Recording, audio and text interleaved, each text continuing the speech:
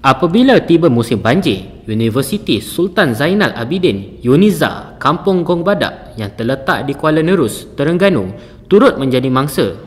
Air yang melimpah ke kampus universiti itu menyebabkan banyak kemudahan awam juga harta persendirian musnah.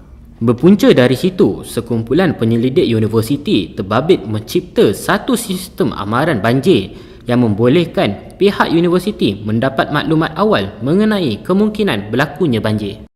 Sistem yang dibangunkan tahun lalu kini ditambah baik dan dapat memberi maklumat terus kepada mangsa banjir atau pengguna melalui laman web iWarner. Bila air naik, dia naik kat sini dan dia akan maklumkan sistem ni dalam kita punya sensor ni. Kat sini ada 4 sensor. Satu ialah water level, 2 ialah kelembapan, 3 ialah suhu, dan yang keempat kelembapan suhu hujan. Hujan. Jadi dia semua data-data ni akan ditransmit ataupun dihantar ke pengguna melalui IoT tu, Internet of Things,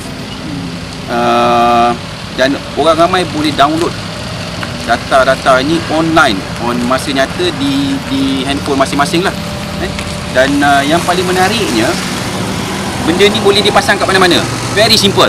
Dia tidak memerlukan any attached wire, as long as kawasan ni stable, dan kita ada beberapa attached screw lah yang boleh mengukuhkan kedudukan ni lah supaya